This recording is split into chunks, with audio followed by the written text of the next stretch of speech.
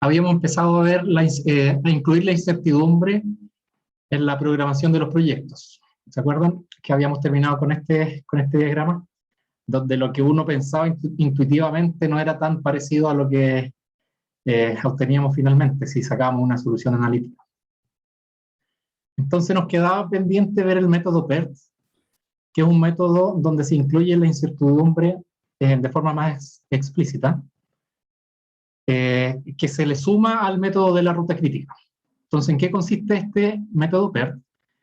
En que tenemos para cada actividad tenemos un tiempo optimista y un tiempo pesimista de la duración de la actividad.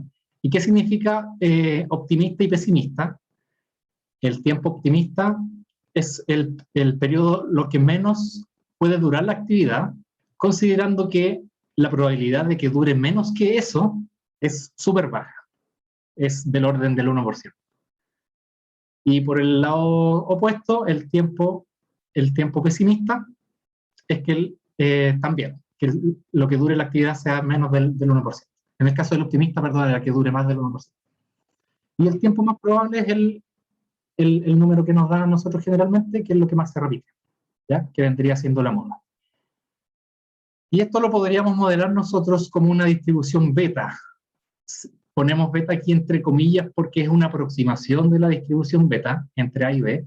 No es exactamente la misma beta que se conoce teóricamente, pero sí es una buena aproximación la que estamos haciendo. Entonces se pueden presentar dos casos, por ejemplo, en que nuestro tiempo más probable sea igual al promedio, que es el caso que tenemos acá, que sería una curva bien simétrica, y un caso en que no sea igual a la moda, a nuestro promedio, que estaría la curva tirada para un lado, ¿ya? En este caso está tirada para la izquierda. Entonces, ¿cómo calculamos los valores? Lo que responde este método es la probabilidad de que el tiempo total del proyecto sea menor a un cierto número, ¿ya? Entonces, esto lo calculamos en base a dos parámetros.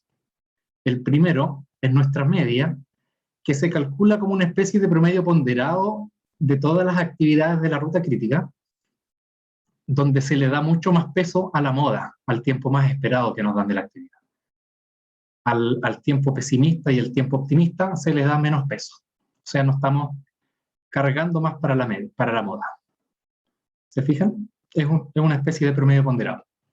Y la varianza se calcula como la resta del tiempo pesimista con el tiempo optimista, dividido en 6 y todo esto al cuadrado. Esto también es una aproximación de la distribución beta, no es exactamente cómo se calculan la media y la varianza para una distribución beta, pero sí es una buena aproximación para que podamos hacer los cálculos. ¿Ya? Entonces, ¿qué es lo que tenemos que hacer? ¿Cuál es la receta del método PERT? Primero es determinar la ruta crítica de nuestro proyecto, dada la serie de actividades que nos dan, considerando el tiempo esperado. O sea, nos enfocamos primero en el tiempo esperado y con eso sacamos una ruta crítica. Después, considerar el tiempo del proyecto, que lo denominamos por T, como la suma de los tiempos de las actividades de la ruta crítica, que eso es lo que hemos venido haciendo, o lo que explicamos en la clase pasada que se hace, ¿cierto? Para determinar la duración completa de un proyecto, primero sacamos la ruta crítica y sumamos la duración de cada una de las actividades de la ruta crítica. Y finalmente, asumimos que el tiempo total del proyecto va a seguir una distribución normal, que la media es igual a la suma de los tiempos esperados, siempre pensando en la ruta crítica, y la varianza es igual a la varianza de las mismas actividades de la ruta crítica. O sea, nos enfocamos solamente en la ruta crítica, le calculamos una media y le calculamos una varianza. Entonces quiero mostrar aquí un ejemplo en que tenemos 2, 4, 6, 7 actividades con una media de cada una de las actividades de esto, 2,8, 2,5, etcétera, hasta el 0,8 la última, y tiempos optimistas, perdón. La actividad 2, por ejemplo, tiene un tiempo optimista de 2 y un tiempo pesimista de 4,8. Y así sucesivamente hasta la G, que tiene un tiempo optimista de 0,6. O sea, en el mejor de los casos nos podríamos demorar 0,6 en vez del 0,8 que es la media, y en el peor de los casos nos podríamos demorar 2,2. ¿Ya? Entonces estos serían los datos. Y la pregunta a responder con este problema sería, ¿Cuál es la probabilidad de que el proyecto demore menos de 13 semanas? Entonces, ¿qué hacemos? Este ejemplo es el mismo ejemplo que habíamos mostrado la clase pasada, porque aquí nos faltarían las precedencias, ¿cierto? Es el mismo ejemplo acá que habíamos visto la clase pasada. ¿Se acuerdan que teníamos este diagrama de la actividad A hasta la actividad G, donde la ruta crítica era A, B, E, F, G, ¿cierto? A, B, E, F, G, que tenía una duración de 12. 1, 2, 3, 7, 8, 9, 10, 11, 12. Entonces, vamos a calcular primero. Tengo un Excel acá para hacer el ejemplo. Vamos a calcular primero el tiempo esperado de las actividades de la ruta crítica. ¿Ya? De todas las actividades, perdón. Entonces partimos por la A. Decimos que el tiempo esperado es este promedio ponderado que nos daba la receta del método PERT, que era el tiempo optimista más 4 veces la media, más el tiempo pesimista, y eso lo dividimos por 6, y eso lo hago para todas las actividades. ¿Ya? Entonces, si se fijan ustedes, estos números están hechos en este ejemplo para que nos den los mismos numeritos de acá. Entonces les pregunto, la ruta crítica vendría siendo la misma que habíamos calculado antes, A, B, E, F y G. ¿Qué los vamos a pintar? A, B, E, F y G, para que lo tengamos en mente. ¿Ya? Y ahora, siguiendo la receta, vamos a calcular la varianza esperada de cada actividad, con la misma formulita que nos habían dado el método PERT, que era la diferencia entre los tiempos pesimista y optimista dividido en 6, y todo eso elevado al cuadrado. Y eso lo hacemos para todas las actividades. ¿Ya? Entonces tenemos un tiempo esperado y una varianza esperada para cada una de las actividades. Con el tiempo esperado, entonces, como decía, sacamos la ruta crítica, como teníamos acá en nuestra receta.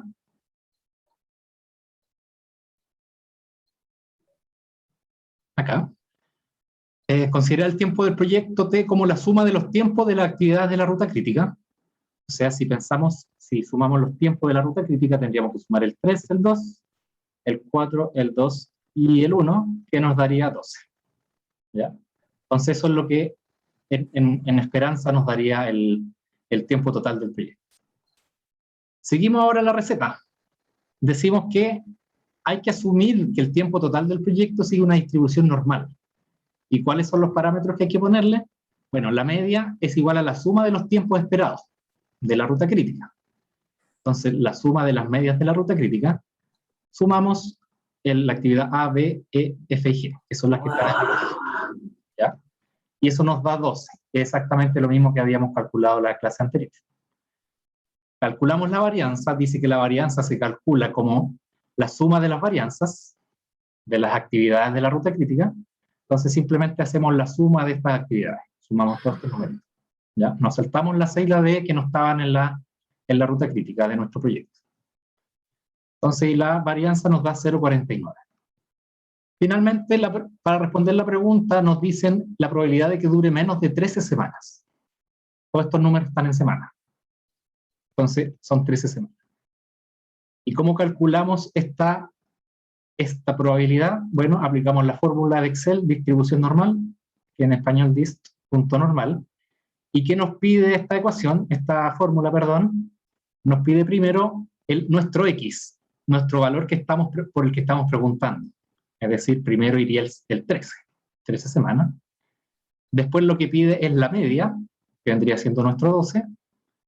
Y después nos pide la desviación estándar. Y la desviación estándar sabemos que es la raíz de la varianza. Entonces por eso lo ponemos lo calculamos como la raíz de la varianza. Y finalmente pide un 0,1 o un verdadero o falso que pide si es acumulada o no es acumulada. En este caso sí la estamos pidiendo acumulada. ¿Por qué? ¿Por qué acumulada? Porque estamos diciendo que dure menos de un cierto valor, menos de 13. O sea, también estamos preguntando por incluye cuánto la probabilidad que se va a demorar 10, 11, 12, hasta 13, ¿cierto? Está calculando del 13 hacia abajo. Entonces, por eso estamos calculando con el valor verdadero, que es para obtener la acumulada. Y eso nos da una probabilidad del 92%. ¿Ya? Entonces aquí podríamos jugar, por ejemplo, podríamos decir, en vez del 13 podríamos empezar a preguntar, mira, ¿cuál es la probabilidad de que dure menos de 0 semanas? Eso es 0, por supuesto, ¿no hay? La probabilidad es 0 de que no dure nada. Y así podemos ir sumando hasta un número interesante que podría ser el 11, por ejemplo. La probabilidad de que dure menos de 11 semanas son 8%. Y les pregunto, ¿cuál es la probabilidad de que dure menos de 12 semanas? ¿Qué número me dirían ustedes?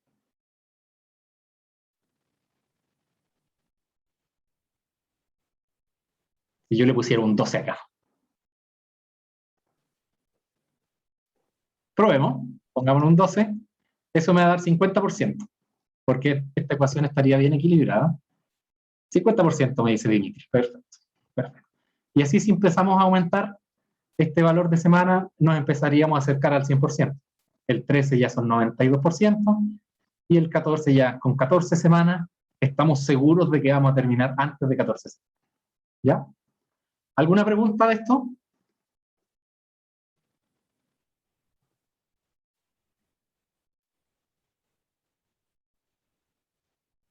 Esta es una de las preguntas que tienes que responder en la tarea, en la pregunta 3, si no me equivoco, en el continuo. Profe, ¿Sí? los tiempos esperados siempre va a ser un dato que nos van a dar, ¿cierto?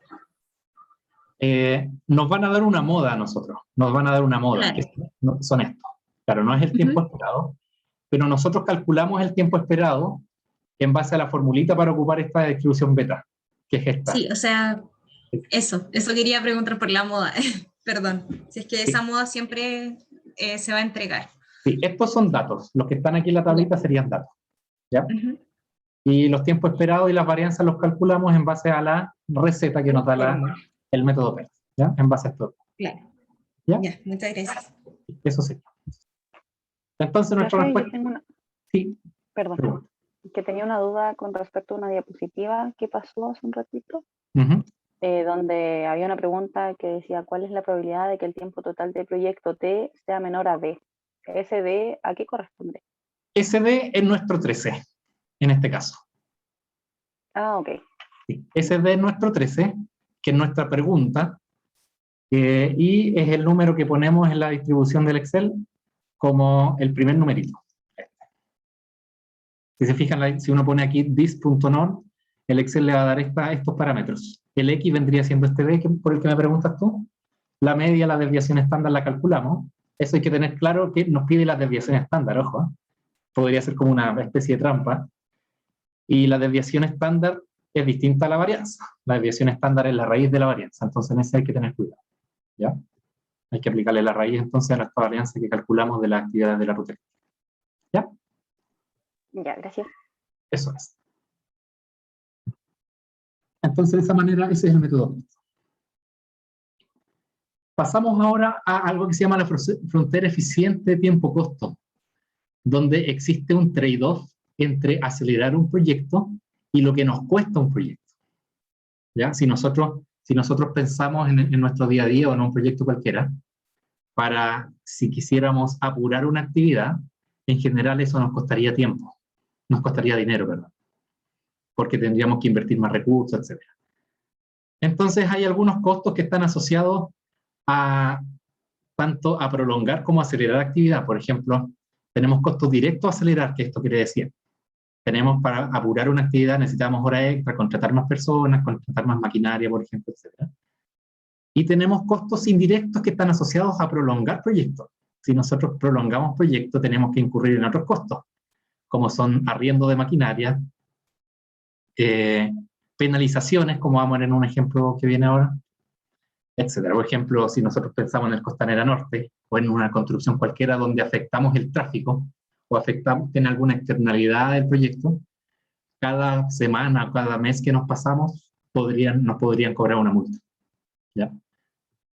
Entonces vamos a ver un ejemplito aquí, donde tenemos 4 actividades y tenemos varios tiempos y varios costos. Primero vamos a ver los tiempos, todos los que están en rojo.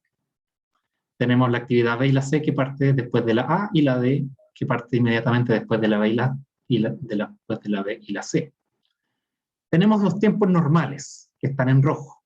La actividad dura 2, la B dura 5, la C dura 4 y la D dura 3. en un tiempo normal, con los costos en rojo que están ahí abajo, 6, 9, 6 y 5. ¿Ya? O sea, para hacer la actividad en 5 semanas o en 5 periodos, tenemos que pagar 9. Eso es lo que nos cuesta. Y por otra parte nos preguntamos qué pasa si aceleramos el proyecto y lo llamamos como un tiempo intensivo, que lo marcamos con las letras negras, con números negros. O sea, en vez de demorarnos 2 semanas en la actividad A, nos demoramos 1, pero el costo sube de 6 a 10, si queremos hacer eso. Lo mismo en la actividad D, por ejemplo, para pasar de 3 semanas a 1 semana, si queremos apurarlo en 2 semanas, vamos a tener que incurrir en un costo de 4 para pasar de 5 a 9. ¿Ya? Esos son los supuestos de este problema. Y además tenemos un costo adicional que por cada día, pensemos que es un día, todos estos números son días, por cada día que el proyecto se demore, por sobre los 8 días, hay que pagar una multa de 5 pesos. ¿Ya? O sea, si nos demoramos 8, no pagamos nada. Si nos demoramos 9, tenemos que pagar una multa de 5. Si nos demoramos 10, tenemos que pagar una multa de 10 pesos. Entonces, con los tiempos normales, los que están en rojo aquí, les pregunto, ¿cuál es la ruta crítica?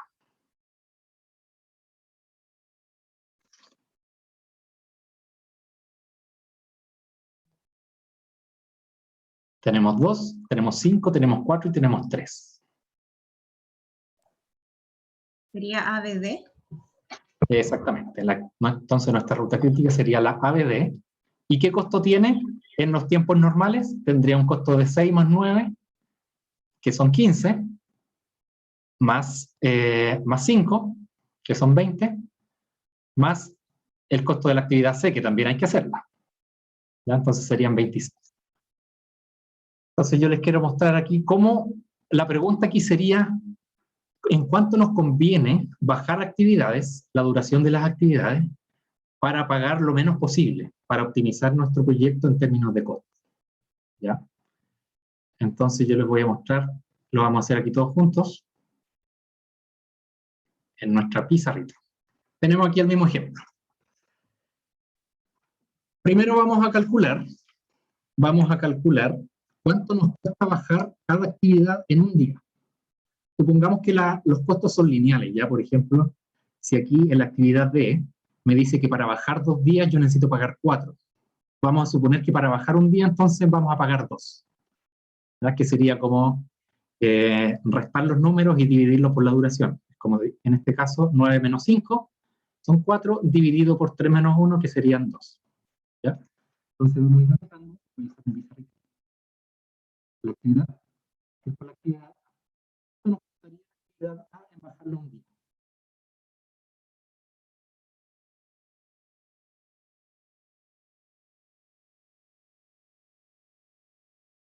¿Cuánto cuesta? ¿Costaría 4? 4 pesos. La actividad B, ¿cuánto nos costaría? Estamos pagando 9 pesos más por rebajar la 3 días. Entonces eso sería como 3, ¿cierto? Serían 9, la diferencia de esto, dividido en la diferencia de esto. Serían 9 dividido en 3. Serían 3. Ahora el C, la actividad C, ¿cuánto nos costaría bajarla? Nos costaría 2. Y la actividad D nos costaría, tenemos que pagar 4 pesos para bajar 2 días, entonces para bajar un día tenemos que pagar 2 pesos. ¿Ya? Entonces, ¿cómo vamos a ir haciendo esto? Quiero anotar aquí la ruta crítica. Quiero anotar, lo otro que me gustaría saber son los tiempos. Lo otro que me gustaría saber son los costos directos de la actividad. Después me gustaría saber el costo por sobretiempo. Vamos a poner costo por sobretiempo. Y finalmente, me gustaría saber el costo total. ¿Ya? Entonces, primero, ¿cuál es la ruta crítica? Habíamos dicho que era A, B, D, ¿cierto? La duración de este proyecto, dada esta ruta crítica, habíamos calculado que era 2 más 5, sería 7 más 3 son 10. 10 días. ¿Cuál era el costo? Habíamos dicho, ya habíamos calculado el costo, habíamos dicho que era 26, y el costo por sobretiempo, como nos estamos demorando 10, entonces nos estamos demorando 2 días más que tienes multa. Estamos pagando entonces una multa de 5 por el día 9 y 5 más por el día 10. Estaríamos pagando un costo por sobretiempo de 10. Este es un 10. ¿Ya? Y la suma, el costo total del proyecto, entonces vendría siendo la suma de los costos directos e indirectos. 26 más 10 son 36. Entonces les pregunto ahora, ¿cuál es la actividad que nos convendría bajar? ¿Por qué actividad nos convendría pagar? Podríamos ir viendo estos números que calculamos acá y ver cuál es la actividad que nos sale más barata en bajar una unidad de tiempo. O sea, podríamos decir, mira, nos convendría bajar la actividad C o la actividad D. ¿Cuál actividad bajarían ustedes, la C o la D? La D. La D, ¿cierto? Porque la C no nos conviene bajar porque la ruta crítica es la ABD, nos vamos por arriba. Si bajamos C, el tiempo total del proyecto va a seguir siendo 10. Como el C no está en la ruta crítica, entonces no nos conviene. Entonces, primero, veamos. Vamos a bajar la D. ¿Cómo que bajamos la D? Le vamos a poner una estrella. Si bajamos la D en una unidad de tiempo, entonces 3 ya no sería 3. Ahora va a ser, ¿cuánto sería? Sería 2. Dibujar. 2. ¿Cuál sería la ruta crítica en este caso? Si lo bajamos de 3 a 2, vendría siendo la misma ruta crítica de antes. La ruta crítica entonces vendría siendo A, B y D. ¿Cuál es el tiempo total del proyecto ahora que le bajamos una unidad?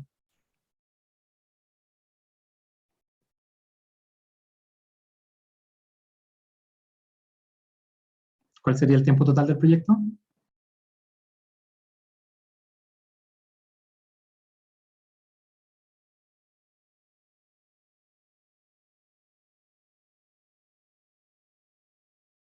Si nuestra ruta crítica sigue siendo A, B, D, y ahora nuestros tiempos son 2, son 5 y son 2, vendría siendo la suma de los tiempos, ¿cierto? Vendría siendo 9. 5 más 2, 7, más 2 son 9. 9. El costo total va a ser el mismo costo anterior, pero ahora pagamos 2 pesos más por bajarlo a una unidad de tiempo. Entonces nos va a costar 28. 28. Y el costo por sobretiempo, ahora vamos a pagar solamente una unidad de sobretiempo. En vez de 10, van a ser 5. Entonces nuestro costo total del proyecto vendría siendo 28 más 5, 33. ¿Ya? Dado esto, ahora, ¿qué actividad nos conviene bajar de nuevo? Todavía tenemos una holgura para bajar la actividad D. O sea, nos convendría seguir bajando la actividad D en una unidad de tiempo, ¿cierto? ¿Me siguen hasta aquí, cierto? ¿O alguna pregunta? Profe, ¿podría repetir cómo había salido el costo de sobretiempo en el primer caso? ¿El 10? El 10, porque nos estábamos demorando 10 unidades. ¿Sí? Nos estábamos demorando 10 unidades y según nuestros datos dice que hay que pagar 5 pesos por cada día adicional por sobre los 8 días. ¿Ya? Entonces, si nos demoramos más de 8, pagamos 5 por cada día. Como en esta parte, en nuestro cálculo nos estábamos demorando 10, entonces hay que pagar costo por el día 9 y por el día 10. Ah, ya, perfecto. 5 pesos por cada una, eso sería 10. Y en este caso ya le disminuimos un día a ese sobretiempo, entonces vamos a pagar solamente 5. Solo 5. Sí. Ya, muchas gracias. Ya. Entonces ahora vamos a bajar la D de nuevo. La D. Y nuestra ruta crítica, ¿cuál sería? Bueno, la ruta crítica no cambiaría, vendría siendo la misma, ABD. Y nuestro tiempo total, ahora esta actividad ya no va a durar 2, no va a durar 2, sino que va a durar 1. ¿Cuál es nuestro tiempo total del proyecto ahora? 8, como me dice Gonzalo. Entonces, 8. ¿Cuál es nuestro costo directo por hacer el proyecto? Bueno, pagamos 2 pesos adicional por bajar esta actividad en un día. Entonces, en vez de 28, ahora vamos a pagar 30. Y el costo por sobretiempo, ahora va a ser 0, porque ya llegamos a nuestro límite donde no nos cobran multa. Y entonces el costo total sería la suma de los dos costos, que vendría siendo 30. ¿Ya? Entonces, si seguimos avanzando ahora, si quisiéramos preguntar, ¿qué actividad nos conviene bajar ahora? ¿Cuál es nuestra actividad más barata? Bueno, la D ya no la podríamos seguir bajando porque llegamos a... Entonces la D ya está fuera. La actividad que por esta tablita nos convendría bajar sería la C. Pero la C no está en la ruta crítica, entonces no nos conviene bajar la C. Nos convendría bajar la B, ¿cierto? Si bajamos la C, va a seguir demorando el proyecto 8, no sacamos nada. Entonces bajamos la B. Bajamos la actividad B. Y este 5 ya no va a ser 5, sino que va a ser 4. ¿Cuál es la ruta crítica ahora?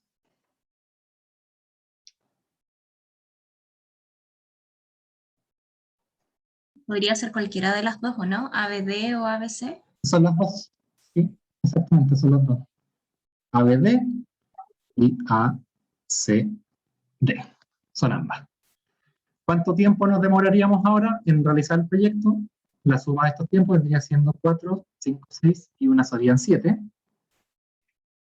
El costo total del proyecto eran 30, pero ahora pagamos 3 pesos más por disminuir la actividad B en una unidad. Entonces vendría siendo 33. Y el costo por sobretiempo, ahora nos demoramos 7, entonces tampoco pagamos costo por sobretiempo. Y el costo total vendría siendo 33. Entonces, si se fijan, ya encontramos un óptimo de nuestro costo. Pagamos 36, 33, 30, y ahora, si seguimos bajando las actividades, vamos a ir pagando plata nomás y no vamos a ganar por ninguna parte, porque no vamos a estar en sobretiempo.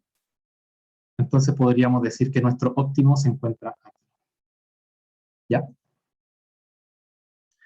Ahora, una última pregunta. Ya respondimos la pregunta de cuál sería nuestro tiempo. Pero supongamos que queremos seguir avanzando en esto. Si quisiéramos seguir probando opciones, ¿qué actividad creen ustedes que nos convendría bajar ahora? Para hacerlo más, lo vamos a hacer para hacerlo más pedagógico, para que se entienda. ¿Qué actividad nos convendría bajar? La actividad C por tener menor costo. ¿Ya? ¿Qué pasa si bajamos la actividad C? Si bajamos la actividad C, nuestra ruta crítica va a ser la de arriba, va a ser ABD, y nuestro tiempo va a ser lo mismo. Porque el tiempo es la duración de la ruta crítica. Entonces, si pagamos por C, no vamos a bajar nuestro tiempo total. Si queremos bajar nuestro tiempo total, tendríamos que bajar en simultáneo la B y la C. ¿Se fijan? Sí, claro, claro. Sí, tendríamos que bajar la 2, porque ambas son rutas críticas. Pero si bajamos la B y la C, tendríamos que pagar 3 más 2. Tendríamos que pagar 5. Entonces yo les pregunto, a lo mejor nos conviene bajar la alternativa A, la actividad A, que nos cuesta solo 4 en vez de 5. Entonces ahí, efectivamente, lo que nos convendría sería bajar la actividad A, porque ahí sí nos bajaría el tiempo total de la ruta crítica. Como A están las dos rutas críticas, y pagamos solo 4 en vez de pagar 5 para bajar estos tiempos. ¿Ya? Entonces eso es para que tengan cuidado cuando tengan dos rutas distintas que estén en la ruta crítica. Para poder bajar los tiempos hay que bajarla en las dos. ¿Ya? Entonces todas estas diapositivas que vienen acá, si ustedes después estudian esta clase, estamos hablando de lo mismo. Bueno, aquí hicimos el supuesto de que es lineal. Calculamos los costos diarios, que es los numeritos que yo hice abajo. Esto es el mismo ejemplo. Y al final hacemos lo mismo. Es lo mismo que hicimos en el pizarrón, está en la pizarra es lo que van a ver acá. Entonces, ¿qué otra herramienta podríamos usar, por ejemplo, para esto? Una alternativa sería usar programación lineal. Pregunta 1 del control. ¿Qué parámetros tenemos? Tenemos el tiempo normal y tiempo intensivo de cada actividad. Tenemos los costos normales y costos intensivos de la actividad. Tenemos un costo seminúsculo I, que es reducir la actividad I en una unidad de tiempo. Y tenemos un parámetro de precedencia, que vale 1 o 0, si es que J precede inmediato a I, o sea, si J viene antes de I. Y si no pasa eso, si J no viene antes de I, entonces este parámetro vale 0. Y vamos a hacer aquí una diferencia, vamos a definir un parámetro que es R, que es nuestra duración que le estamos pidiendo al proyecto. ¿Ya? ¿Cuánto queremos que dure el proyecto? ¿Cuáles serían variables de decisión que podríamos usar para determinar nuestra duración de actividades? ¿Qué se les ocurre?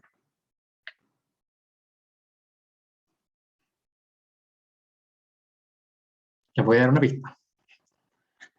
Primero vamos a usar un T mayúscula I, que va a ser el momento de inicio de la actividad I, o sea, cuando parte la actividad I.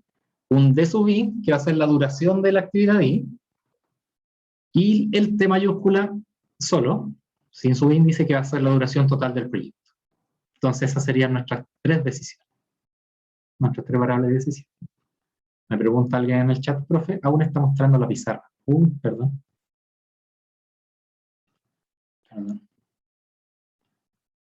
Ya. Vamos a partir de nuevo. Los parámetros entonces teníamos tiempo de inicio, tiempo fin. Costos, costo normal y costo intensivo. Este es el costo que habíamos calculado por unidad de tiempo, por reducir una actividad.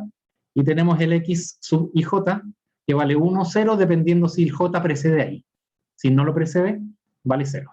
Y un R, que va a ser la duración requerida del proyecto, una duración que le vamos a pedir. Variables de decisión, vamos a usar estas 3 variables, un TI, que es el momento de inicio de la actividad I, un D sub I va a ser la duración de la actividad I, y un T, la duración total del proyecto. Entonces, nuestras restricciones serían estas 5 restricciones, que las vamos a ir explicando. La primera, lo que estamos diciendo es que nuestra duración del proyecto tiene que estar entre la duración normal y la duración intensiva. ¿No? No me puedo demorar menos que el tiempo normal y tampoco me puedo demorar menos que el tiempo intensivo. Entonces tiene que estar está acotado por el tiempo intensivo y el tiempo normal. Nuestra segunda restricción vendría siendo los tiempos de inicio de la actividad. Entonces, si se fijan acá tenemos un T sub I, la actividad I tiene que comenzar después, porque es mayor o igual, de que comience la actividad J más lo que dure la actividad J. Y esto se aplica solamente si este parámetro vale 1. Si este parámetro vale 1, entonces esta restricción se activa. Si el J precede al I, entonces el momento de comenzar la actividad I no puede ser antes de haber terminado, que es como lo que está aquí dentro del paréntesis, de haber terminado la actividad J. Y en caso de que sea 0, bueno, la actividad I queda libre. La siguiente restricción es nuestro tiempo total del proyecto. Nuestro tiempo total del proyecto va a ser, para todo J, o sea, para todas las actividades, nuestro tiempo va a ser mayor que todas las actividades. Es como decir, va a ser igual al máximo de todas las actividades, porque vamos a recorrer todas las J. Si recorremos la primera J, la actividad 1, por ejemplo, la actividad A, que dura 2, entonces este T va a valer 2. Bueno, aquí se cumple, pero si terminamos viendo la última actividad, la actividad G, que demoraba 12, entonces este T está obligado a valer 12. Entonces, por una parte vamos a tener 2, por otra parte vamos a tener 12. Lo que va a hacer el modelo para cumplir estas restricciones, que tiene que ser mayores a todas. O sea, va a ser mayores a la máxima, al 12. Y finalmente, nuestro tiempo total del proyecto le vamos a pedir que sea menor o igual a la duración requerida. Y la última son las naturalezas de las variables. ¿Ya? Eso sería otra manera de analizar este proyecto y meterlo al Groovy o meterlo al Excel, a otro solver, para poder determinar el óptimo de nuestro proyecto. ¿Ya? ¿Alguna pregunta?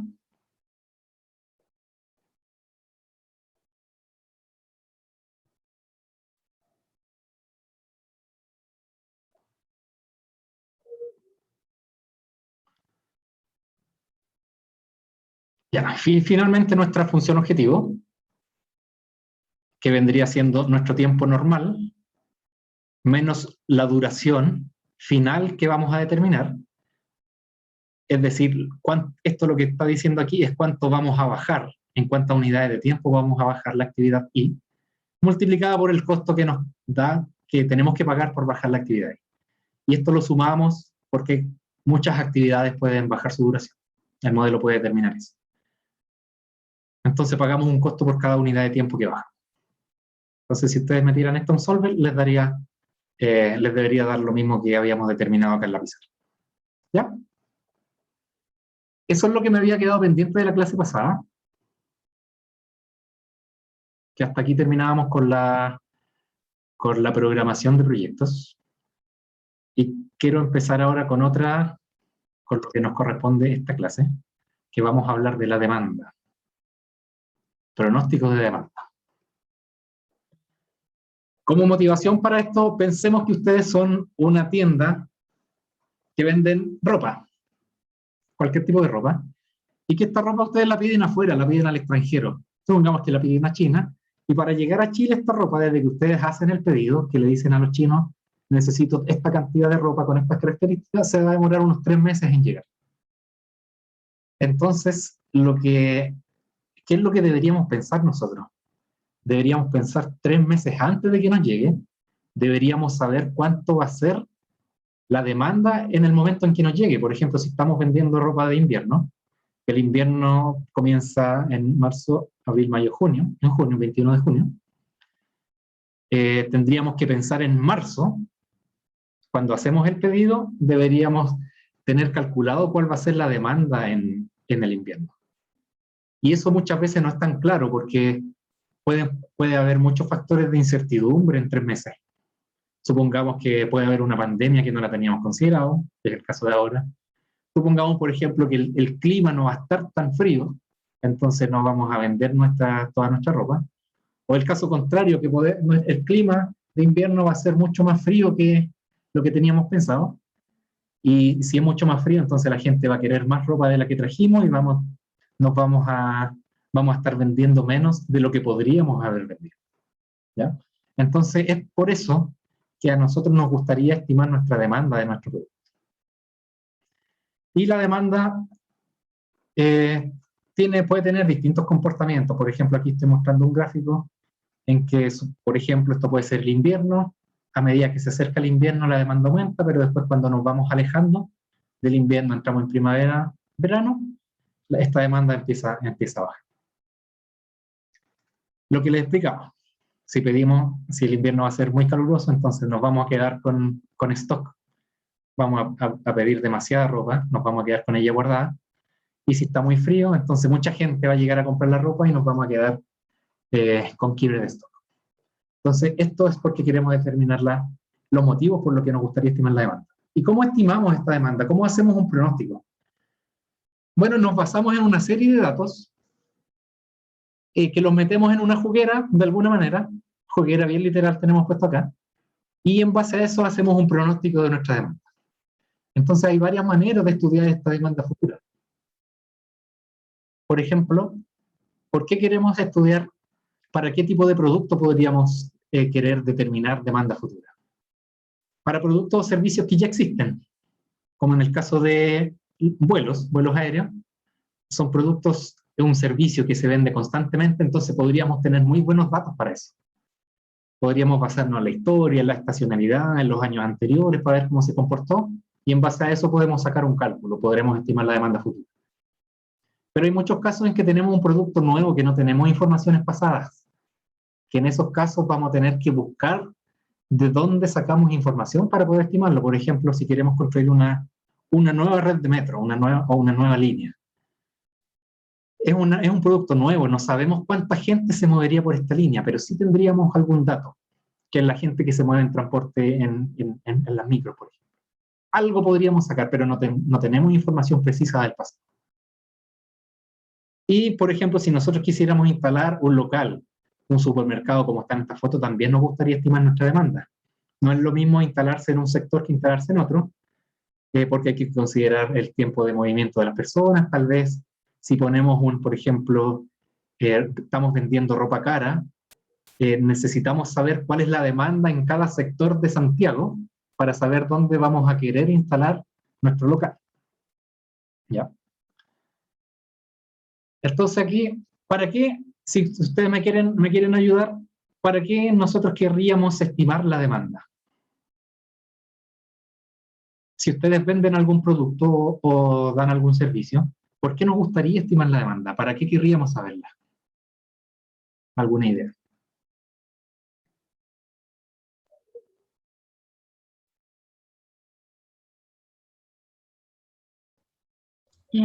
Por ejemplo, para no tener que gastar recursos de más en comprar inventario. ¿Cierto? Si nosotros, si no le chuntamos a la demanda, vamos a tener que gastar mucha plata. Si es que creyéramos que se va a vender más, nos vamos a quedar con stock. Como me dijo Bárbara acá también en el chat, para no tener sobrestock. O en el caso contrario, para no perder ventas. Ese es un ejemplo de por qué nos gustaría estimar la demanda. Pero aquí hay una lista, les puse una lista de varios. Si nosotros quisiéramos instalar un local, esta capacidad que le ponemos, por ejemplo, a un restaurante, si queremos abrir un restaurante nuevo, necesitamos saber más o menos cuánta gente va a ir a comer a nuestro restaurante, para saber cuántas mesas le ponemos, cuántas personas vamos a contratar, etc. Ese es un ejemplo. El diseño de nuestro proceso también va a estar basado en la demanda, en nuestra demanda futura. Si sabemos que vamos a tener mucha demanda, entonces podríamos diseñar nuestro proceso como una cadena bien en línea. En cambio, si vamos a tener, por ejemplo, mucha demanda personalizada, entonces nos vamos a tender a diseñar un proceso que sea a demanda, por diseño, como habíamos hablado en las clases anteriores. El dónde ubicarse, lo que les había comentado, si estamos vendiendo, por ejemplo, ropa cara, no es lo mismo ubicarse en un barrio más bajo que en un barrio donde está la gente que nos va a comprar nuestro producto. Tenemos que saber quiénes nos van a comprar y cuánto nos van a comprar. Para planificar nuestros recursos, tenemos que saber cuánta gente vamos a necesitar para operar nuestros procesos o para atender en un restaurante, por ejemplo. Si quisiéramos saber cuánta gente va a venir mañana a nuestro restaurante. Para esa pregunta la haríamos para decirle a nuestro personal quiénes vienen o quiénes no vienen. Entonces, para planificar nuestros recursos, para manejar los inventarios, para saber cuánto vamos a producir, para no quedarnos cortos o no pasarnos, cuánto personal vamos a contratar, cuánta producción vamos a adelantar. Por ejemplo, si es invierno y nosotros estimamos que no vamos a poder cumplir esa demanda con un solo proveedor, entonces podríamos adelantar nuestra producción, en este caso nuestro pedido, podríamos buscar otros proveedores para poder cumplir con esa demanda. ¿Qué precios cobrar? También depende de la demanda que tenemos. Para analizar tendencias, si estas tendencias en el tiempo van a ir en aumento, van a ir disminuyendo, si es un producto nuevo, por ejemplo, nos gustaría saber a nosotros cómo le va a ir a nuestro producto en el tiempo. Si al principio del lanzamiento vamos a tener mucha demanda y eso a medida que vayamos ganando seguidores, por ejemplo, entre comillas, por ejemplo, si estamos pensando en venta por Instagram, vamos a querer saber cuánto vamos a aumentar de aquí en un año más, cuántos seguidores más vamos a tener y por lo tanto cuántas ventas más vamos a tener. También vamos a querer saber cómo vamos a enfocar nuestros esfuerzos de marketing. Si pensamos en términos de finanzas o de contabilidad, el querer estimar nuestra demanda nos va a servir para saber cuánto vamos a ganar, para hacer nuestros cálculos, para estimar si nuestro producto se va a vender, no se va a vender, si nos vamos a ir a quiebra, o si vamos a recuperar nuestra inversión. Es nuestra inversión que vamos a invertir como presupuesto. Las metas que le vamos a pedir a nuestro personal, contrataciones y despidos, que tiene mucho que ver con la planificación de recursos. Entonces, esta es una lista de causas o de dimensiones por lo que nos gustaría estimar nuestra demanda. ¿Ya? Y cada una de estas dimensiones pueden afectar a distintos niveles, distintas áreas de la empresa, tanto a finanzas, por ejemplo, finanzas, contabilidad, para saber cuánto deberíamos invertir, cuánta ropa vamos a pedir a China, vamos a necesitar saber si tenemos esa plata disponible en finanzas, en contabilidad. Nuestros esfuerzos de marketing, cuánta plata vamos a invertir en publicidad, por ejemplo. Eso también va a depender de nuestra estimación de la demanda. cómo vamos a organizar nuestras operaciones. Nuestra línea de producción va a estar operando al 100%, va a estar operando al 50%. Y en base a eso, ¿cuántos recursos humanos voy a utilizar? ¿Lo voy a utilizar todo? ¿Voy a tener que despedir a algunas personas porque este invierno se viene malo? ¿Voy a tener que contratar más gente porque el invierno se viene muy bueno y voy a necesitar a estos vendedores? Si lo pensamos, por ejemplo, en la pandemia, tengo que organizar mi personal médico, mis enfermeros, mis enfermeras para poder satisfacer la demanda o las personas que vayan ingresando al hospital. Y eso también afecta a las operaciones. Vamos a necesitar saber cuántos ventiladores comprar, por ejemplo. Y eso afecta a nuestra finanza, a nuestra contabilidad. Entonces, cada uno de estos puntos los podríamos ir clasificando dentro de esta dimensión. Cuando nosotros queremos saber en el tiempo cuánta demanda vamos a tener en el futuro, eso está muy relacionado al tipo de decisión que estamos tomando, si es estratégica, si es táctica o si es operacional. Por ejemplo, si es una decisión estratégica, pensemos, por ejemplo, en esto del coronavirus. Al principio de la pandemia necesitábamos necesitamos encargar mucho respirador mecánico. Entonces podríamos considerar que esa es una decisión estratégica. Vamos a comprar afuera al extranjero, vamos a necesitar hacer una orden de compra para saber cuántos ventiladores vamos a necesitar. Entonces, la cantidad de ventiladores va a estar basada en nuestra estimación de cuántas personas se van a ir contagiando, cuántas personas van a ir ingresando a nuestros centros médicos. Pero en un inicio, cuando pedimos ventiladores, no necesitamos saber cuántos ventiladores vamos a necesitar por región o por centro médico. Simplemente vamos a pedir una cantidad bien agregada, bien agrupada, que es el sinónimo de agregación en estos casos. Pero a medida que vamos tomando decisiones más detalladas, más tácticas, por ejemplo, una decisión táctica puede ser aquí, en este mismo ejemplo, cuántos ventiladores vamos a destinar a cada una de las regiones, y una decisión operacional podría ser cuántos ventiladores mecánicos vamos a destinar a cada uno de los centros médicos de esta región. Entonces, a medida que nos vamos acercando a un nivel operacional, vamos a ir necesitando tradicionalmente mucha más información. Nuestra estimación de la demanda tiene que ser mucho más detallada y menos agregada. ¿Qué es lo que pongo acá? El horizonte temporal afecta en el nivel de agregación. Cuando estamos pensando demanda de aquí a 2 años, podríamos pensar, bueno, este año va a ser tanta, pero si pensamos en el mes, vamos a necesitar información más detallada. Por área geográfica, el mismo ejemplo que les di de los ventiladores.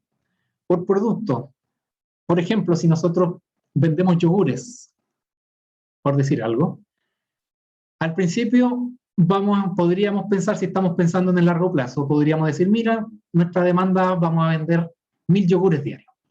Entonces con eso podríamos destinar nuestras góndolas, nuestras vitrinas para poder poner los yogures, y que la gente los vea. Pero si nos vamos acercando al día a día, una pregunta que nos puede saltar es, bueno, ¿cuántos yogures de frutilla vamos a querer? ¿Cuántos yogures de piña vamos a querer? ¿Cuántos yogures light? ¿Cuántos yogures sin azúcar? ¿Cierto? Entonces, a medida que nos vamos acercando, vamos a necesitar saber en más nivel de detalle, con más nivel de detalle, cuál es el producto en específico.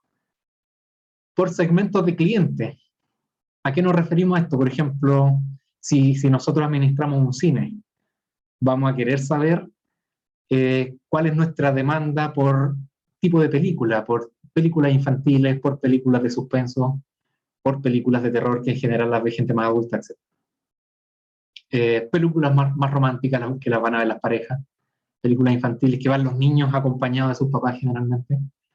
Entonces, para estimar nuestras demandas, a medida, lo que quiero que les vaya quedando es que a medida que nos vamos acercando a nuestro día a día, vamos a querer tener mucho más detalle de nuestra demanda, de nuestra información.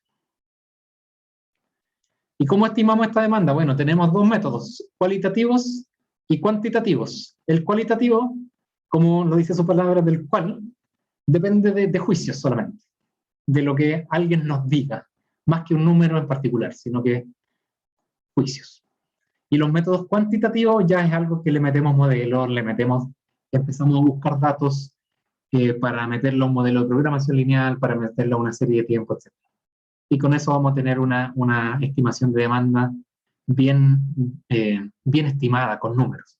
Es decir, este día voy a vender tantos árboles. ¿Ya?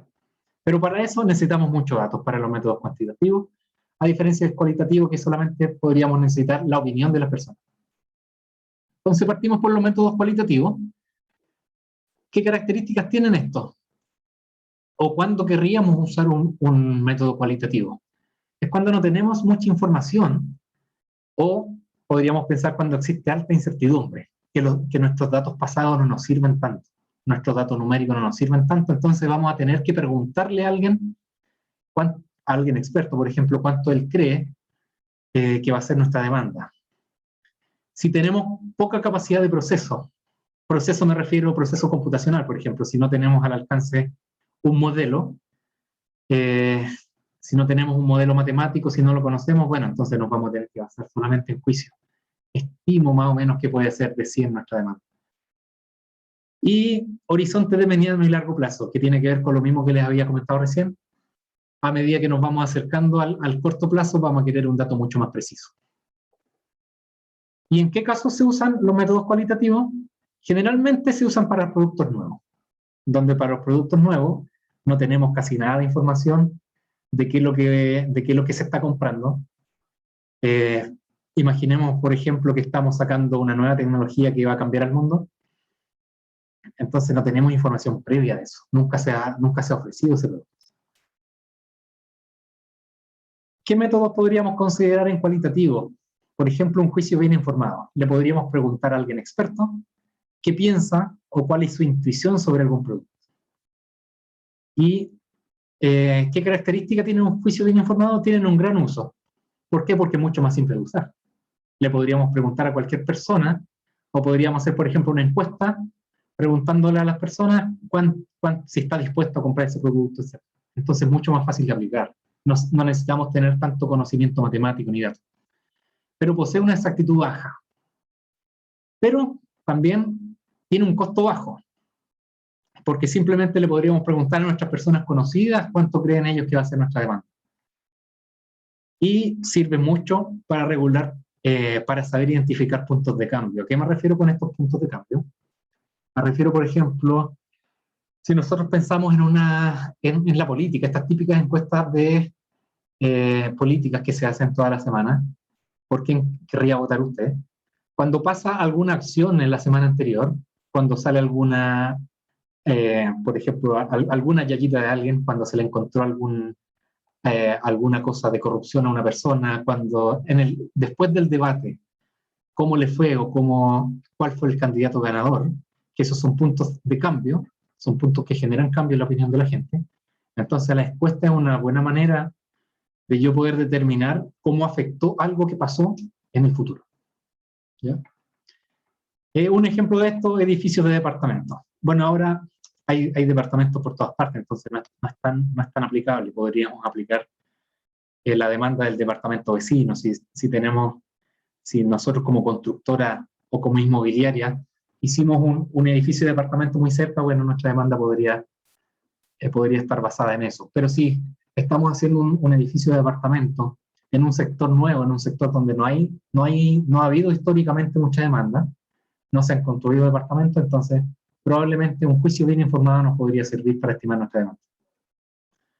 Otro método cualitativo, método Delphi, donde se reúnen a varias personas, varios expertos que dan su opinión, pero tiene una característica, que la opinión que la dan ellos la dan en forma anónima.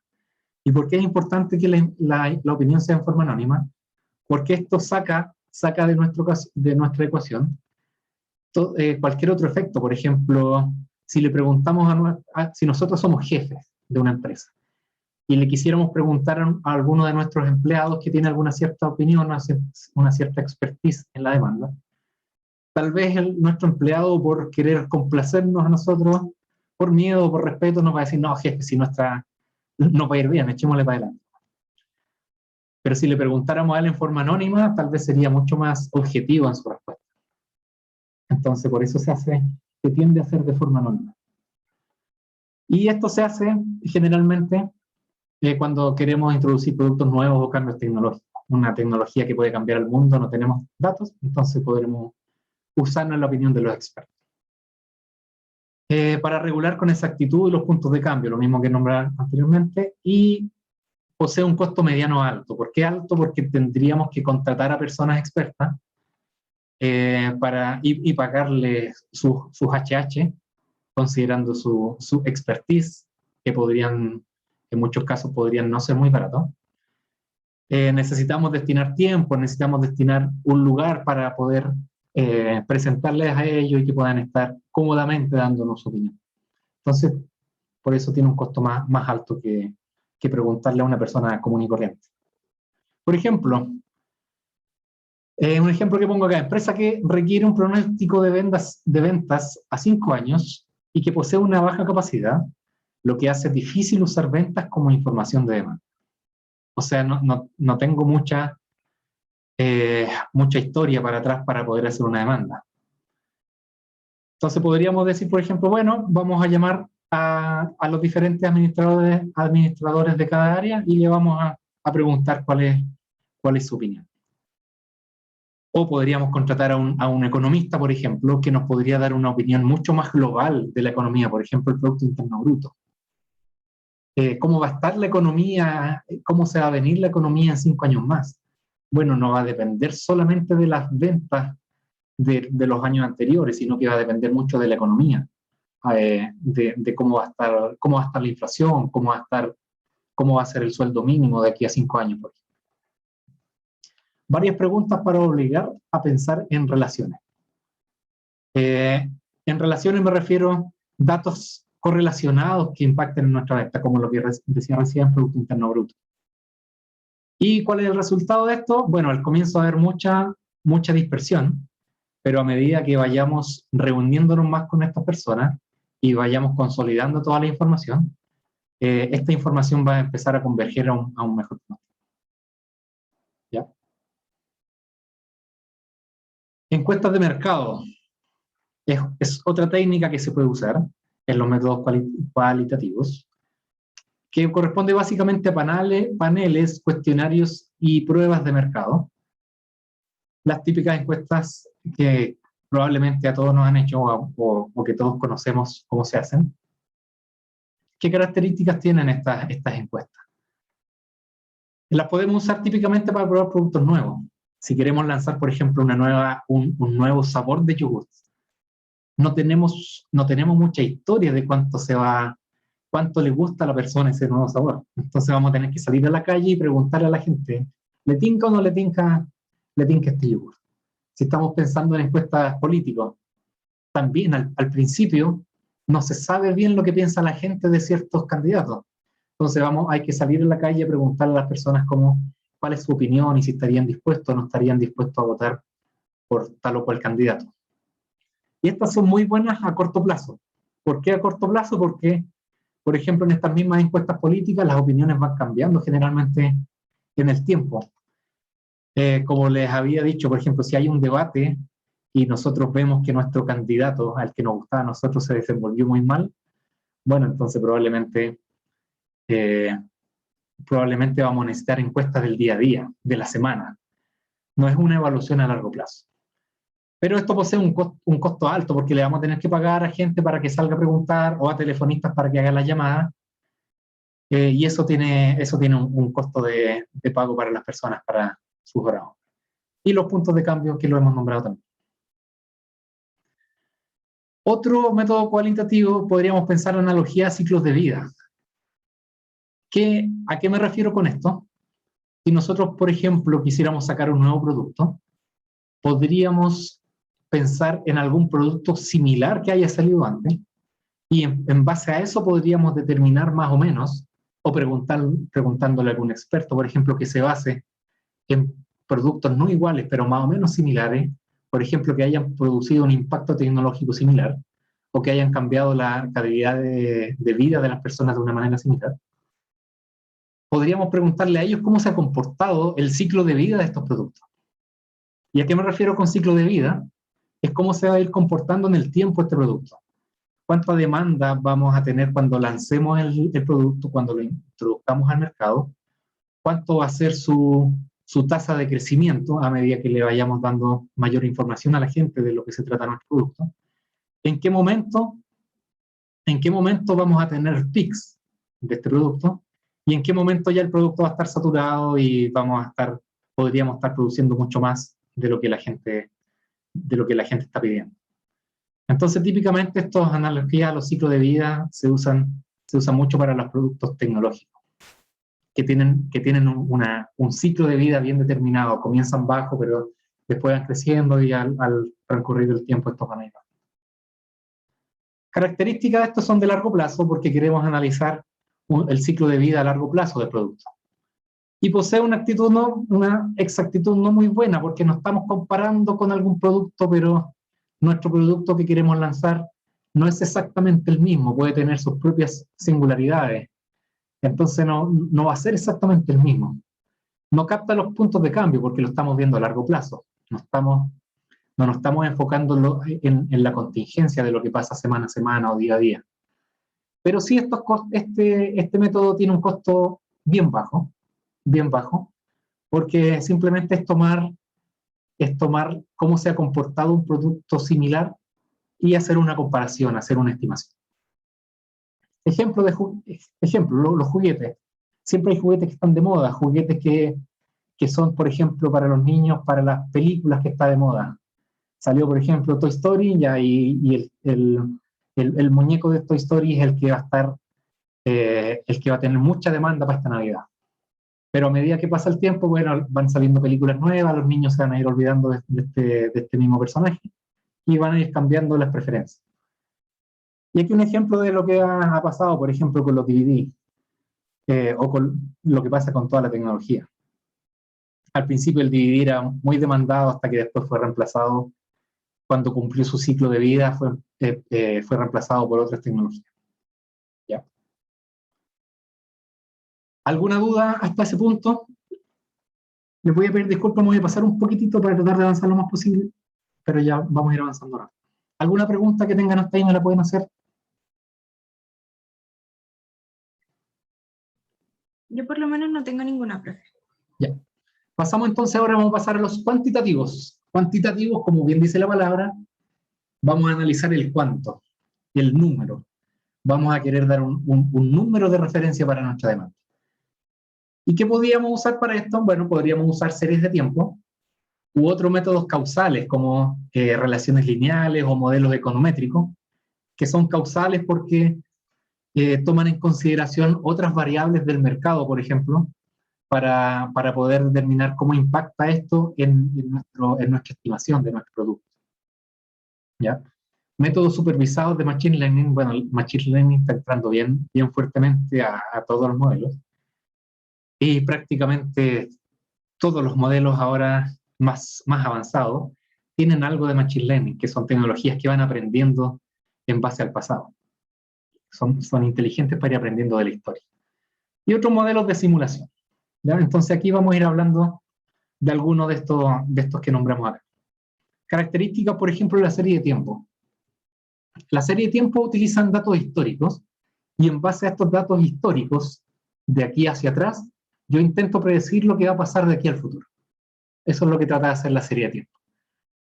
Pero son de corto plazo porque no toman en consideración cambios grandes en el mercado, no toman en consideración el ciclo de vida del producto, por ejemplo, no toman en consideración contingencias de lo que puede pasar en el día a día. Y para esto es necesario contar con datos internos.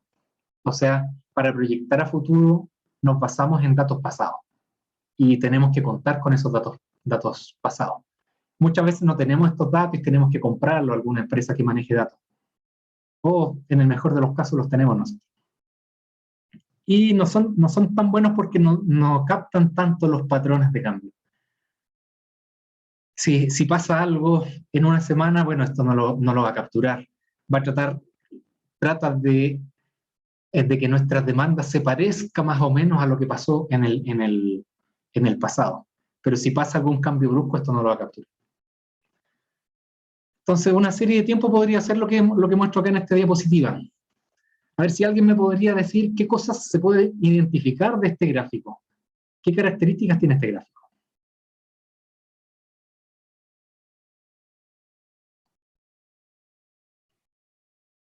En el chat alguien me dice, es creciente, ¿cierto?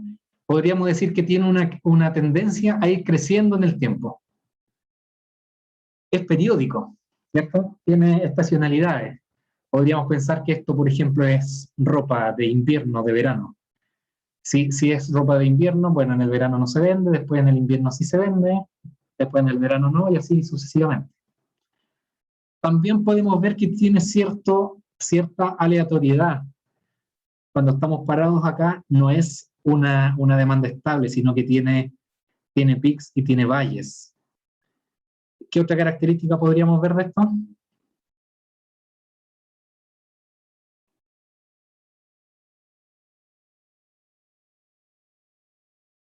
Bueno, entonces con esto, estas series de tiempo tratan de capturar distintas características de esto, la tendencia, la estacionalidad, etc., o la aleatoriedad. Y esto, bueno, aquí está compuesto por todo lo que habíamos hablado. Tiene ciclos, tiene patrones de estacionalidad, tiene tendencia, tiene nivel y tiene comportamientos aleatorios. Entonces nuestro producto que nosotros lancemos al mercado o del que queremos estimar nuestra demanda puede ser una mezcla de todas estas tendencias. Tendencias al alza, tendencias a la baja, puede tener aleatoriedad, puede tener ciclos, puede tener estacionalidad, etc. Entonces, de alguna manera vamos a querer nosotros capturar todos estos efectos en nuestra estimación de demanda. Belén, pregúntame. Profe, ¿a qué se refiere con el nivel, en este caso específico?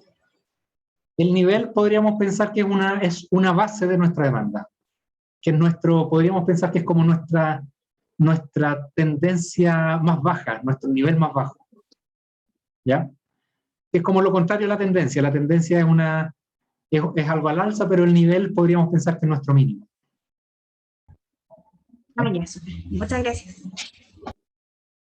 Entonces, por ejemplo, ¿qué pasa si nosotros quisiéramos aquí, con estos datos, tirar una regresión lineal? La regresión lineal básicamente es una línea que trata de adecuarse a estos puntos y pasaría aquí una línea recta entre medio. Y lo que pasaría en la regresión lineal es que no capturaría ninguno de estos ciclos. No capturaría la aleatoriedad, sería una línea recta. Pensaríamos nosotros que si aplicamos y alguien nos dice, bueno, esta va a ser la estimación, vamos a ver una línea recta con una línea como tendencia. No va a capturar estos efectos intermedios.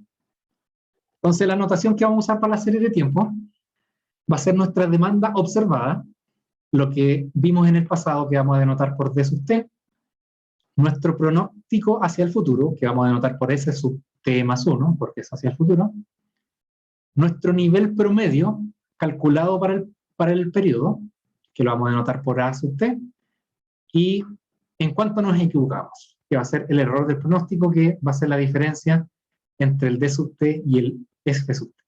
¿Ya? Es decir, cuánto se equivocó o cuán bueno fue nuestro modelo en estimar la demanda. Entonces, típicamente se conoce la historia, o sea, conocemos nosotros el D hasta cierto nivel, en ciertos periodos antes, en K periodos antes del que estamos parados ahora, por ejemplo, y queremos estimarla de aquí al futuro. ¿Ya? Eso es lo que vamos a querer hacer con la serie. Entonces, podríamos pensar, vamos a ir de lo más simple a lo más complejo, podríamos pensar primero en un promedio móvil. Un promedio móvil quiere decir que nos vamos moviendo, por ejemplo, nuestro N, que es nuestro periodo de movilidad, vamos a pensar, por ejemplo, que son 3 meses. Entonces vamos a sacar un promedio simple de los últimos 3 meses. Si estamos parados ahora en septiembre, vamos a tomar los datos de agosto, de julio y de junio. Pero si estamos parados en diciembre, vamos a tomar los datos de noviembre, octubre y septiembre. Eso significa que va siendo móvil. ¿Ya? Entonces simplemente sacamos un promedio. Entonces nuestro nivel que vamos a determinar, nuestro nivel de demanda para cada periodo, va a ser el promedio simple y entonces se lo asignamos a nuestra demanda futura. ¿Ya? Nuestro F nuestra estimación de demanda para el periodo siguiente va a ser lo que estimamos hasta el periodo que estamos parando. Esto es lo más simple que podríamos pensar, pero podríamos irlo complejizando un poquito más con un promedio móvil, también móvil, pero ahora ponderado. ¿Qué significa ponderado? Significa que le creemos más a ciertos meses que a otros. Podríamos pensar nosotros que, bueno, si tenemos nuestros meses anteriores que estamos viendo, en vez de poner, si le estamos poniendo 12 meses, yo podría decir, mira, al mes 12 anterior a este, o sea, 12 meses atrás, a ese dato no lo voy a creer mucho, pero sí le voy a creer más al dato de ahora, al que está el de noviembre. Entonces yo le puedo ir asignando pesos, tales que sumen 1, lo que pasa también en un promedio simple. Le puedo ir poniendo peso, o lo mismo, sería lo mismo que decir ponerle porcentaje, de a cuál mes le voy creyendo más. Entonces, entre más grande sea nuestro W, más peso va a tener esa demanda pasada. Y nuestro W, por supuesto, tiene que sumar 1, y nuestro A sub T se calcularía de esta manera. La multiplicación del peso por la demanda, y nuestra demanda futura, entonces le asignamos el nivel que calculamos. ¿Ya? ¿Alguna pregunta con esto?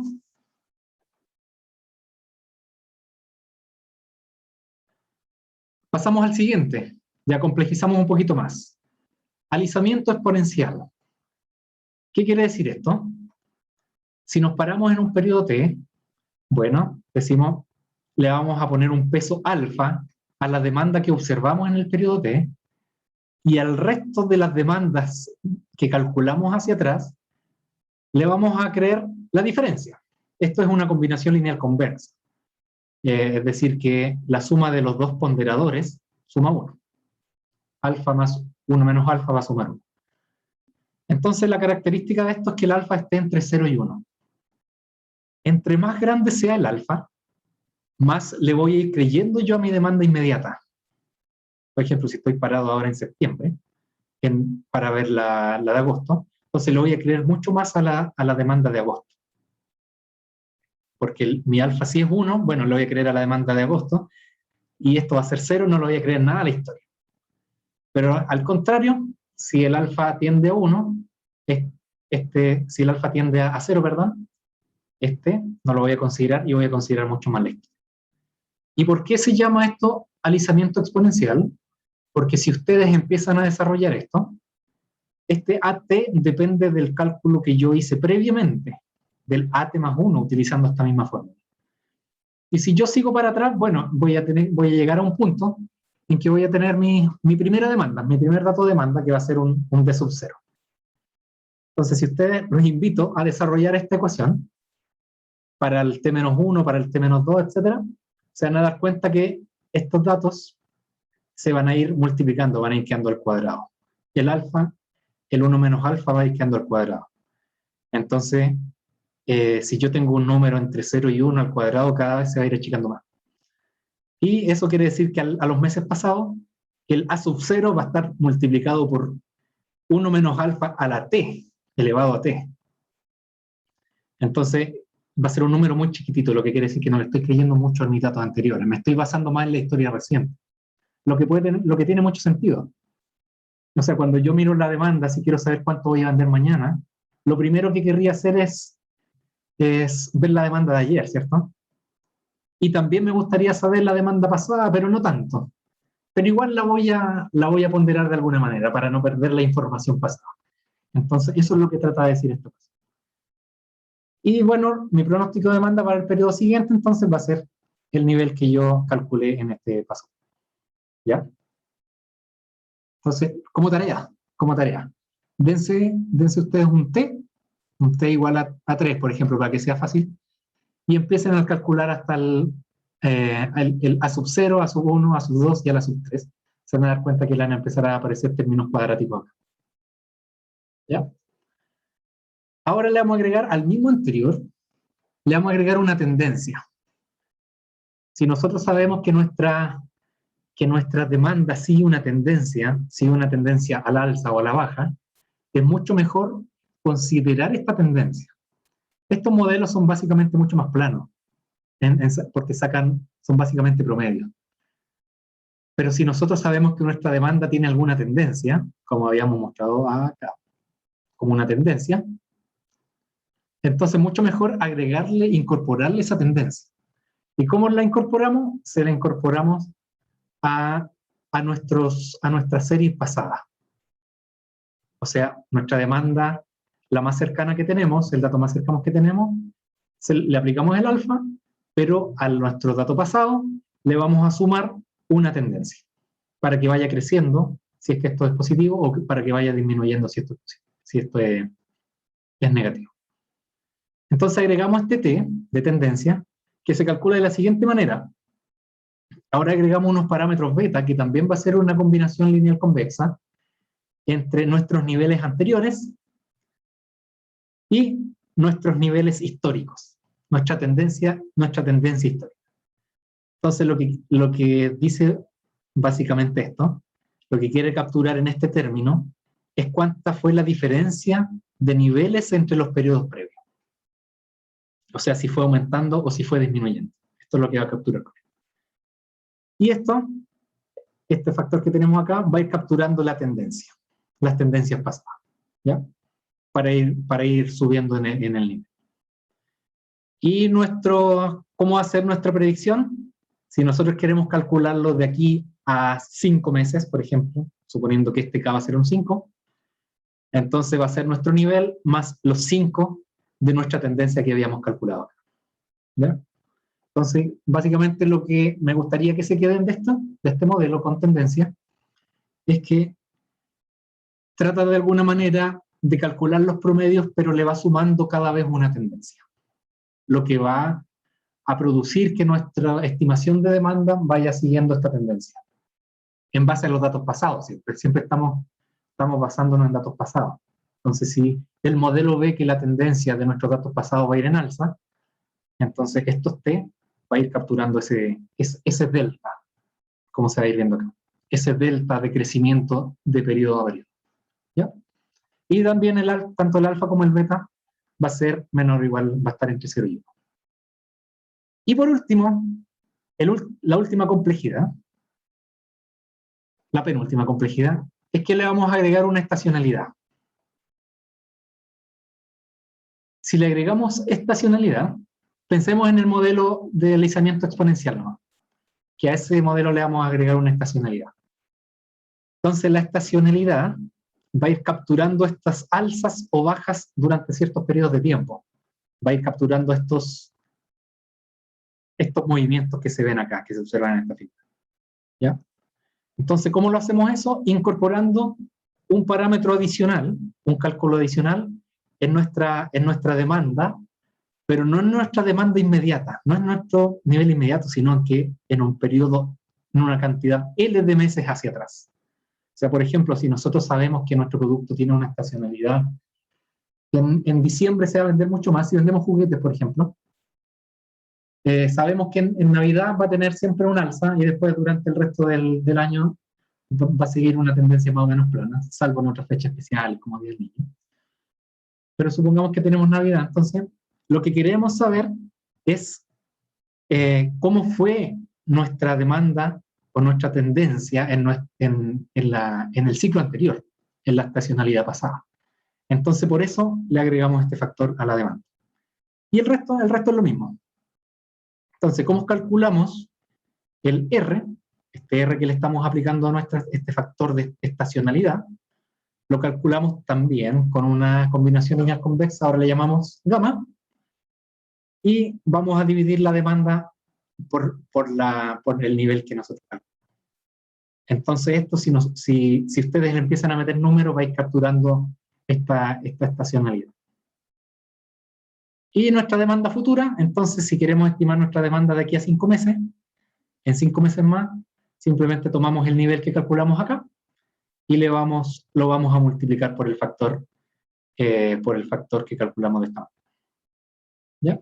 De T menos L más de la estacionalidad pasada, cómo se comportó en el mismo mes pasado, pero proyectado al futuro. Con el. ¿Ya? Y finalmente, ya esto es una mezcla de todo. Que estamos mezclando todos los modelos y queda una ensalada. El deslizamiento exponencial con tendencia y con estacionalidad, es simplemente la mezcla de todos los modelos anteriores.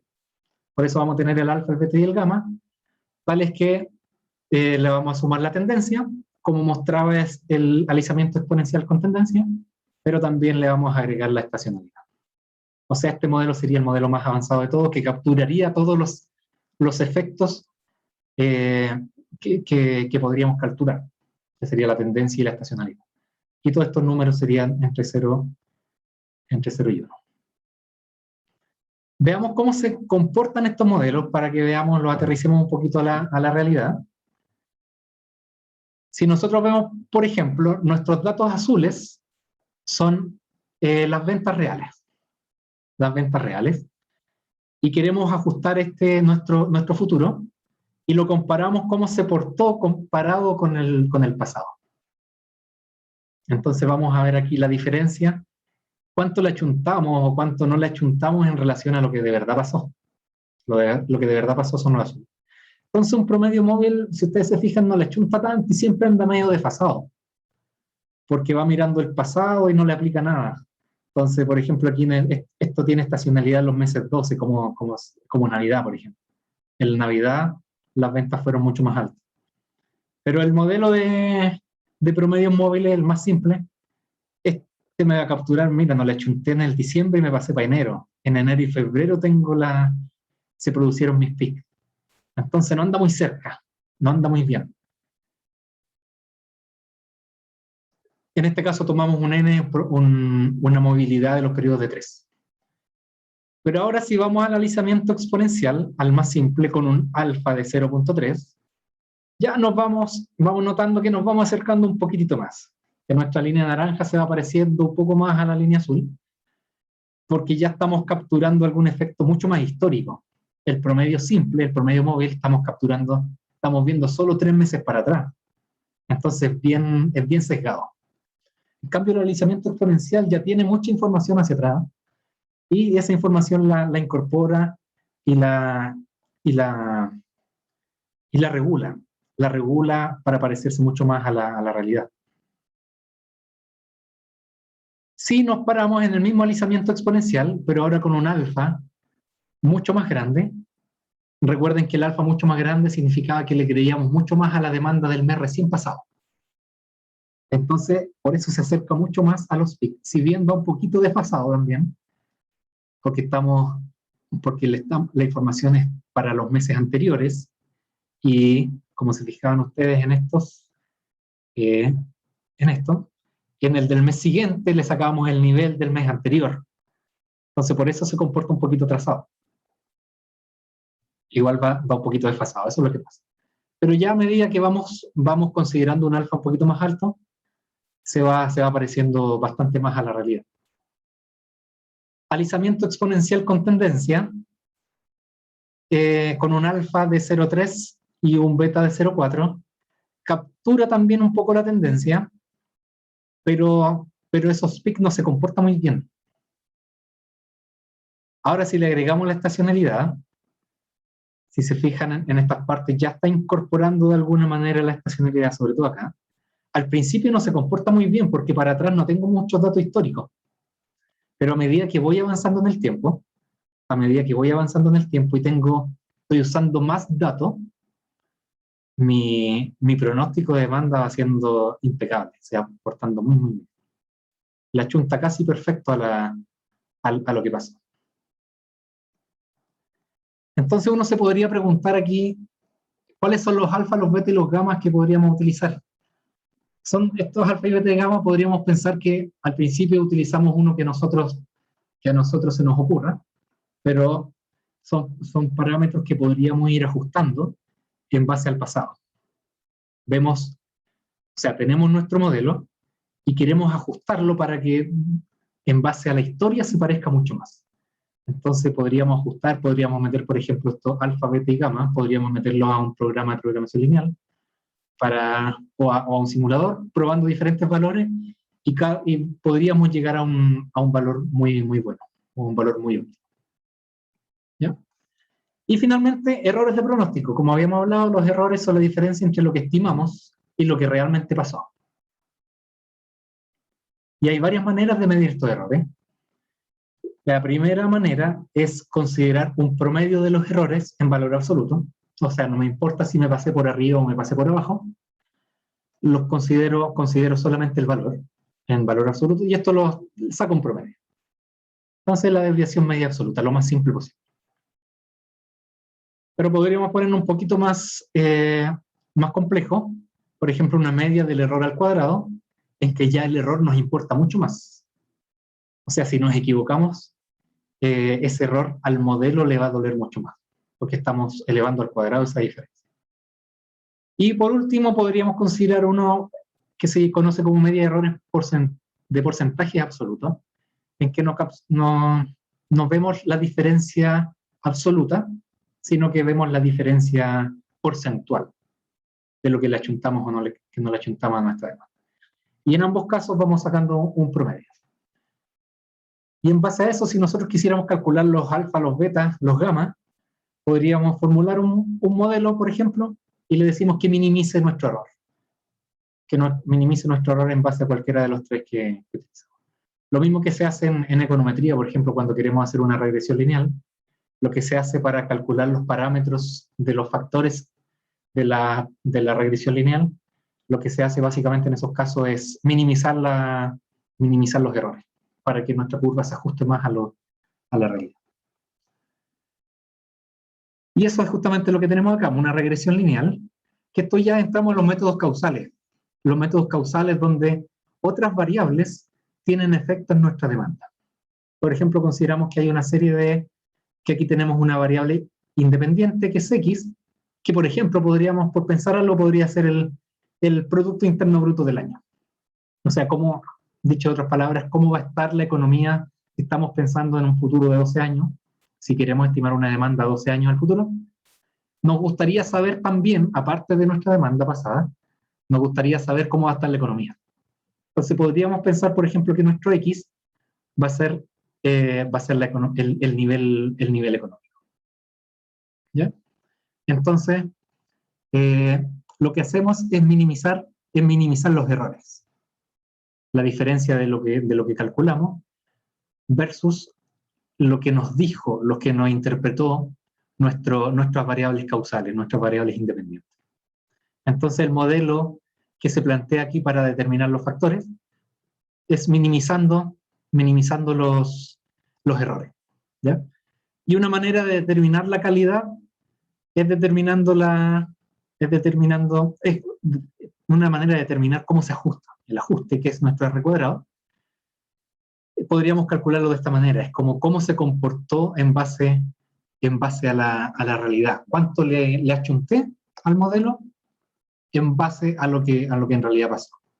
Y este R cuadrado, a medida que va acercándose a 1, quiere decir que nuestro modelo está mucho más ajustado. Si nuestro R es 1, entonces quiere decir que nuestra línea recta, porque esto nos da una línea recta, se acercó perfectamente, se ajustó perfectamente o que nuestras variables independientes predicen perfectamente nuestra variable futura, nuestra demanda futura. ¿Ya? Entonces, esto es lo que interpreta esto, que los I barra van a ser nuestros promedios de los I que calculamos, y los vamos a ir diferenciando de nuestros I que calculamos.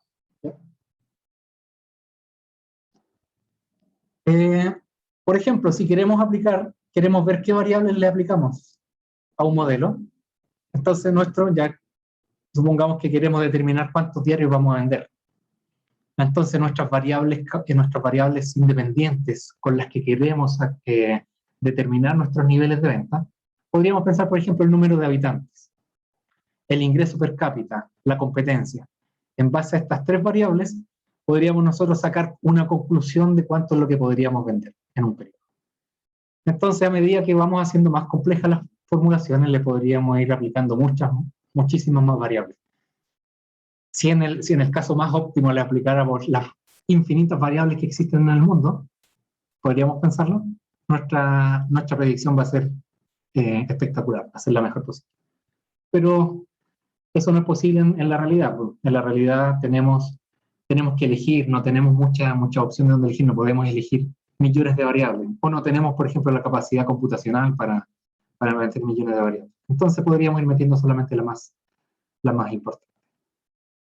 Y los métodos causales, las características que se requiere datos pasados, y es muy útil cuando existen relaciones causales en nuestro modelo, que una variable impacta fuertemente en nuestro sistema. y se utiliza básicamente para horizontes de corto y mediano plazo y permite sí identificar bien los puntos de cambio. Es un método caro porque necesitamos harta información y harta sofisticación en los métodos causales. Necesitamos harta información, hartas variables que probablemente no tenemos. Y es fácil cometer errores porque hay que procesar toda esta información. Vamos a tener muchas variables que cada una las vamos a tener que eliminar las variables que no aportan, vamos a tener que limpiar la información. Entonces es muy fácil de cometer errores. Y creo que ya estamos en la hora, ¿no?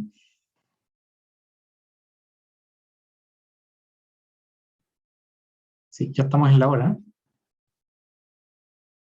Sí. Estamos en la hora. Así que lo vamos a dejar hasta aquí nomás. Para que vayan a almorzar. Les agradezco la paciencia. Y que les vaya bien. Cualquier pregunta que tengan respecto de los controles, la pueden preguntar tanto por el foro, o la pueden preguntar por el WhatsApp del grupo también. Yo siempre respondo eso. ¿Ya? Así que nos vemos en la próxima clase, que el jueves, que va a ser la charla. Que les vaya súper. Chao, profe. Chao, profe, muchas gracias. profe. Gracias.